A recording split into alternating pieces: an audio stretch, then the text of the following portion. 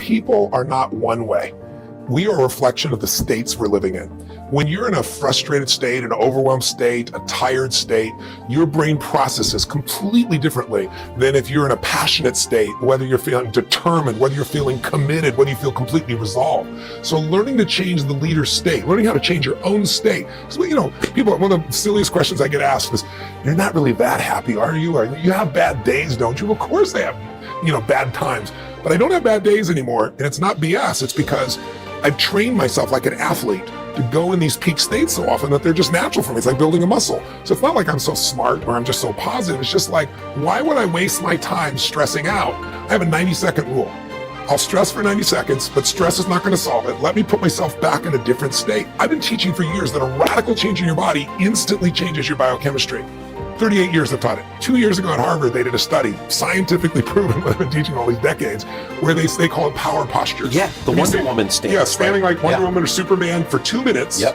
Or like you see guys like this, pull back like that for 2 minutes. Literally increases your testosterone in your biochemistry within 2 minutes by 20%. It drops cortisol by 18%, which is the stress hormone, and increases your chance of taking a more risky behavior, which is what's required of a leader, by 33%. 2 minutes.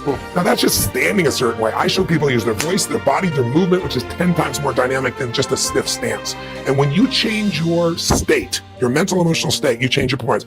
There are people that are born and upbred, maybe born with more certainty, like people are willing to take more risks. There certainly are people of that nature. But anyone can be a leader in something that they decide to become masterful in. You can be the leader of your own life. Everyone should lead their own life. You should be the leader of your family. And so I think everyone can be a leader, but there are different types and different styles of leadership. And I believe that leadership is a skill. It starts with having something that you're committed to that's larger than yourself, a vision that's bigger than yourself. If there's a large enough vision, if you have enough passion for that vision, then you're going to have enough drive to actually start to execute. And then leadership is the capacity to discipline your disappointment. Because you're going to have to go through failures, and instead of making failures, you have to learn from those. And then it comes down to the skill of influence once again. And so anyone can learn, anyone can develop a vision, anyone can uncover their passion, anyone can learn to influence. That's a skill that could be learned. So yes, leadership can be taught and leadership can be learned.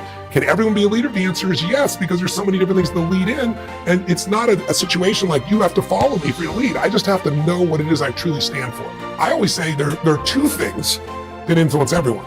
If you want to be a leader, you have to know how to change other people's states. A person is in a no state, a person's in an angry state, a person's in a frustrated state. You have to be able to influence their state, because if you change their state, you're going to change the result they get. But the second thing you have to understand is, what are people's blueprints? Blueprints, my shorthand for what are the values?